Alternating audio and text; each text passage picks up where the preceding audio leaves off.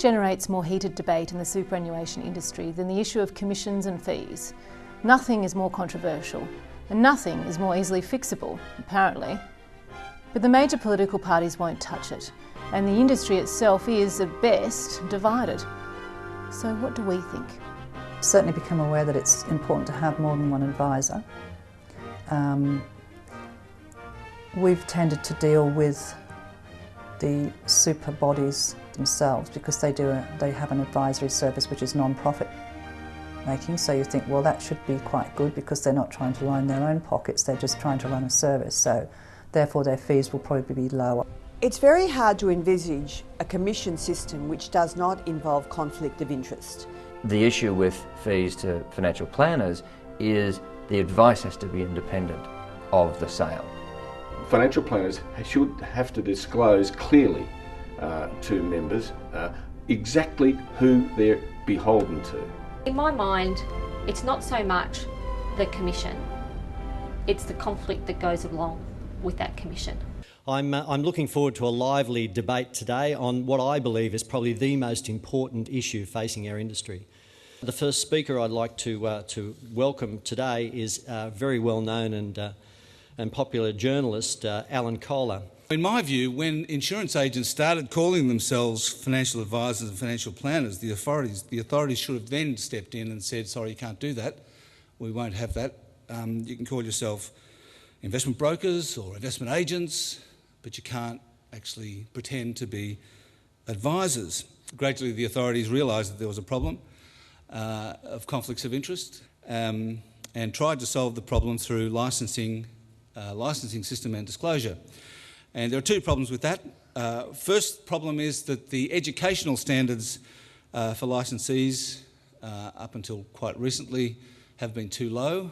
And secondly, more disclosure, as we all know now, more disclosure means less effective disclosure. So therefore the regulation of investment advice and product sales, in my view, up to now, has failed. The system is beyond repair. It can't just be tinkered with. We can't just do a bit here and a bit there. It needs a fundamental rethink. Specifically, advice and sales need to be separated. Now, we all know that, as I said. The question is how to get there. Maybe the first answer lies in the way that the licensing system works.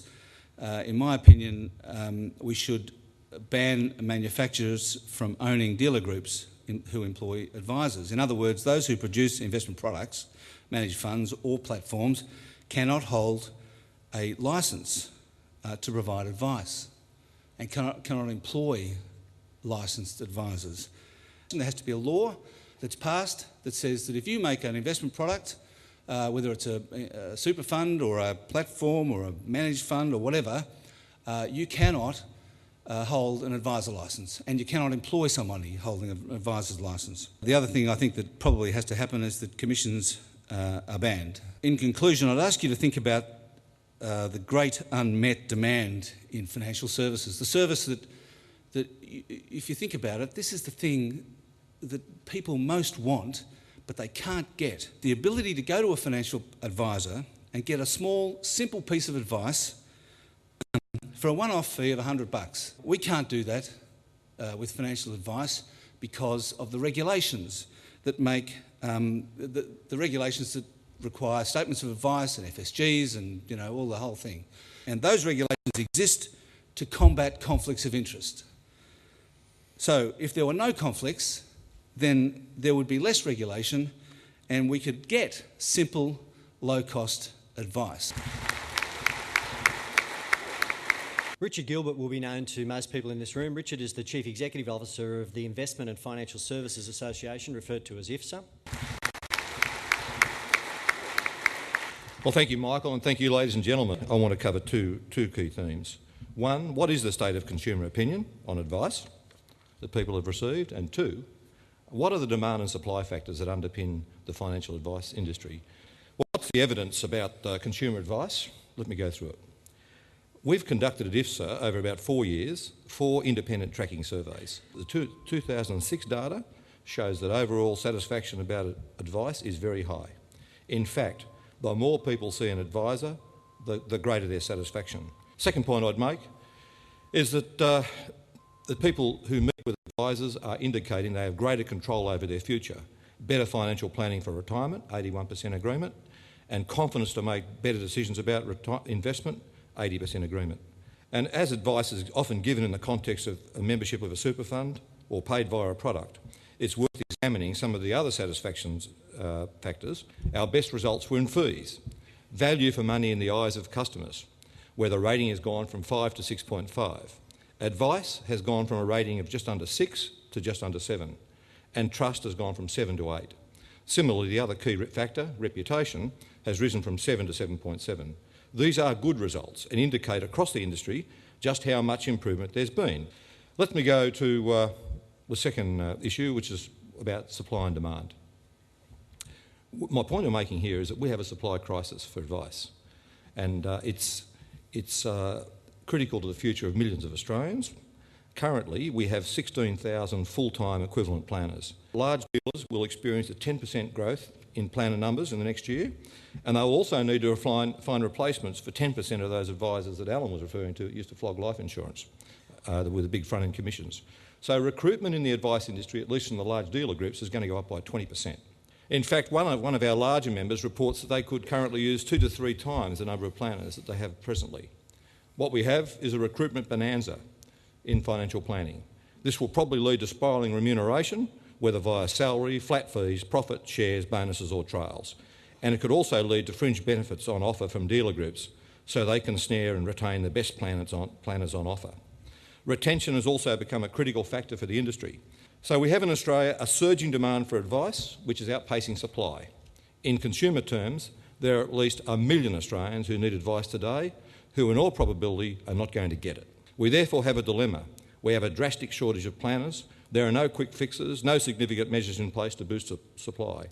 The outworking of FSR has not been sympathetic to scale advice or more efficient methods of delivery.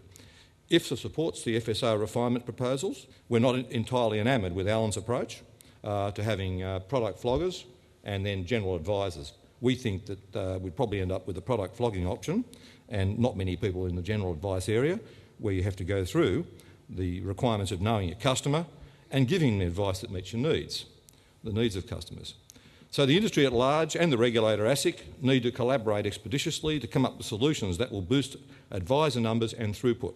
As Barry Dunstan pointed out in last month's edition of Asset magazine, this is the year of superannuation for many investors and financial advisors. And we have a system that is the envy of North America and Britain.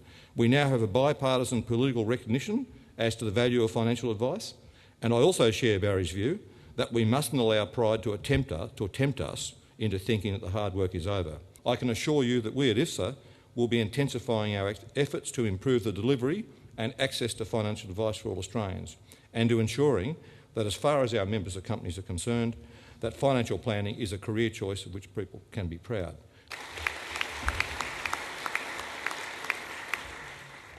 Please welcome the CEO of the Financial Planning Association, Joanne Bloch. Thank you. I'm very happy to be able to engage with you on the importance of advice and how we can deliver better advice to Australians. And when we talk about better advice to Australians, notwithstanding some of the issues that both Alan and Richard and others have talked about, we do need to talk about quality, specific individual needs, ethics, regulation, and of course cost and charging methods.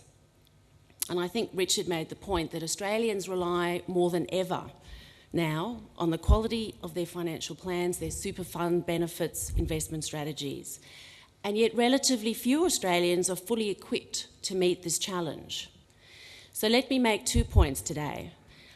I would like to see that all of us unite in our quest to deliver advice to all consumers who need it and want it, irrespective of the product that they happen to be in at the moment with their superannuation. And I want to explore the issue that Alan picked up around affordable and accessible advice, because frankly, this is where we are not making any progress.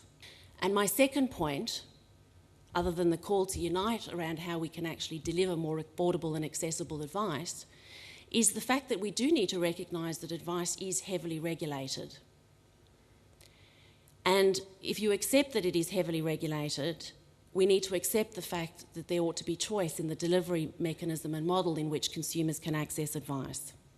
Consumers need to be able to decide whether they in fact want advice at all, whether they simply want greater understanding of the super product they happen to be in, or whether in fact they want more complex advice, which might cover tax, estate planning, Centrelink benefits, insurance, income protection and so forth. And of course fees and commissions should feature in that choice, but not at the expense of getting advice altogether. There are way too many barriers at the moment, beyond fees and commissions, to accessing that advice, and I think it is incumbent upon all of us to work toward achieving breakthrough. The last 3 years has seen significant progress in the regulation of advice. FSR is working. Conflicts of interest have been put on the table fairly and squarely, and the FPA has itself achieved far-reaching impact in its conflict of interest principles.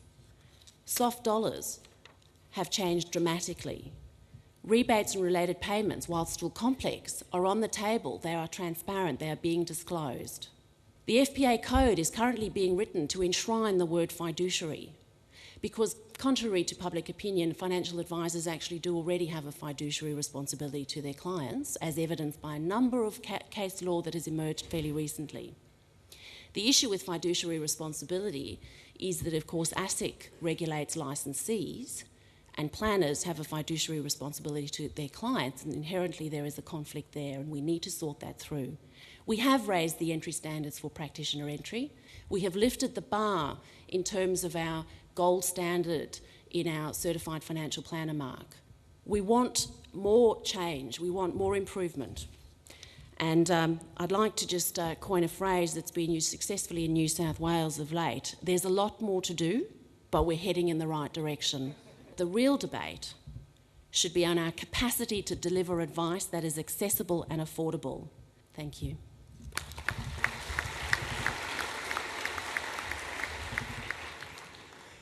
Well, gee, hasn't this been very civilised so far? I mean, a lot of you are probably saying to yourselves, gee, I wished I'd caught the lunchtime plane.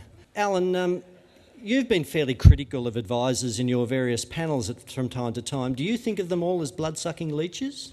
Well, look, I've never really thought of it as being an issue about the individuals, although, look, over the years when I've been writing on this issue, I get a lot of feedback and correspondence from financial planners who are outraged that I've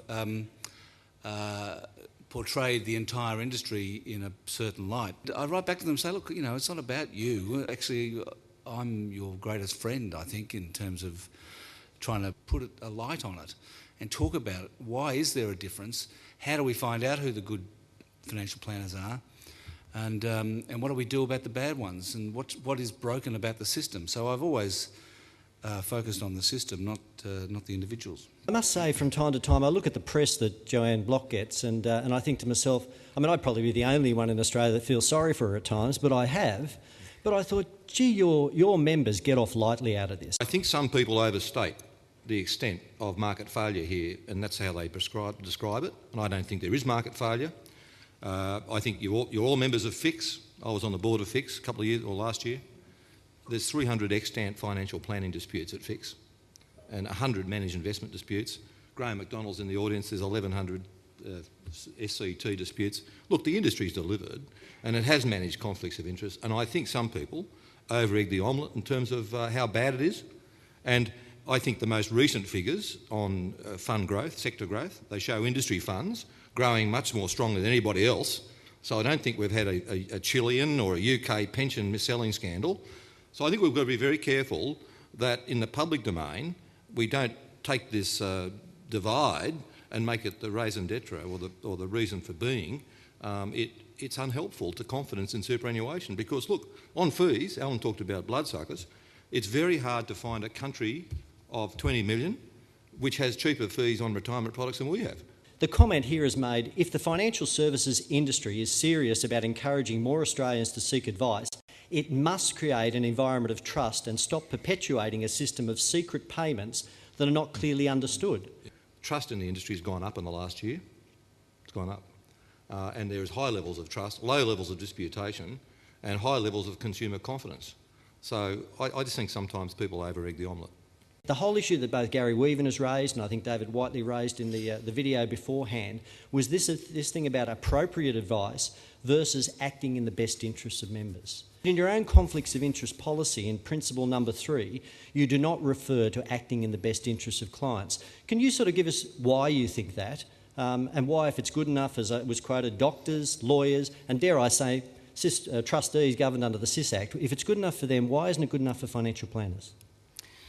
Corporations law has that wording, as everyone well knows, and our conflict of interest principles started with that as a base. There is a higher duty of care, that when there is a relationship between an advisor and client, a fiduciary relationship, advisors need to act in the best interests of their clients. So this is a baseline. Corporations law and acting in the interests of clients is a baseline. And the reason there is a baseline and the reason there is confusion about fiduciary, best interests and the wording around this is because we haven't actually quite worked out what this really means.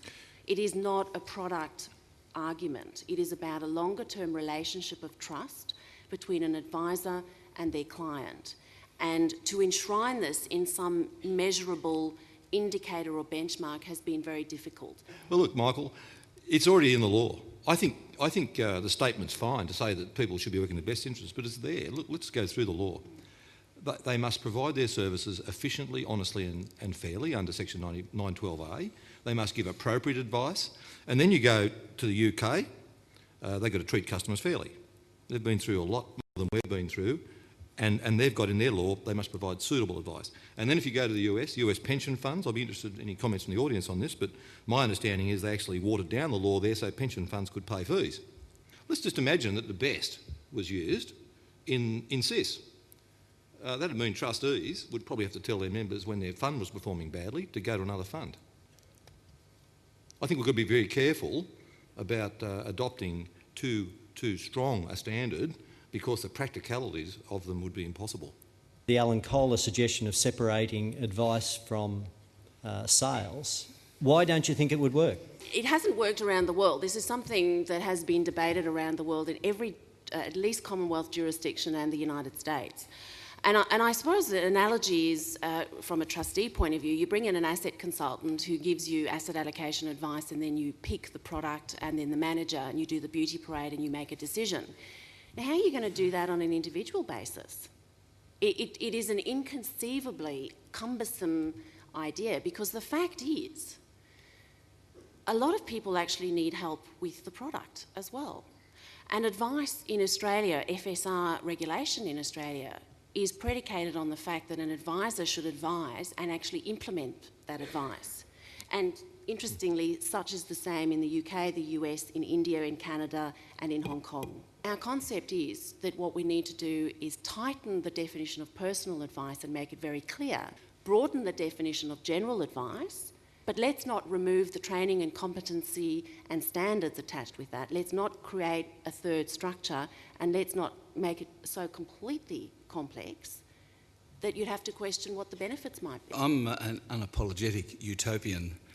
But I do think that, you know, as part of the debate, what we should be doing is looking at where we would like to get to, not only at how we might get there. What about you just say that the product manufacturers are not allowed to own advisors, licensed? They're not allowed to have licences. It sounds like the Bob Brown solution to just get rid of the coal industry. I always look for quick solutions. I'll agree with him insofar as the market should have a range of those opportunities, and that should be in there, and it's already in there. There are independently owned dealer groups, quite large, but at the end of the day, why should industry funds not be able to own a financial planning group? I mean, they have to have a model which allows them to deliver the best deal for their members. I reckon the industry funds should be allowed to advise on their products. They should be able to advise their members about their products, but they shouldn't be able to set themselves up to be advisors in general. Yeah. There's nobody in this room that hasn't got incentive arrangements for their staff. Well, I hope they had, because from the point of view of incentivising, whether it's a pay rise at the end of the year or a bonus or something for sales. So I just think that financial services working in a free enterprise economy is going to have incentives in it. And it's a matter of the appropriateness of those incentives and the disclosure of them. So you don't agree with banning commissions?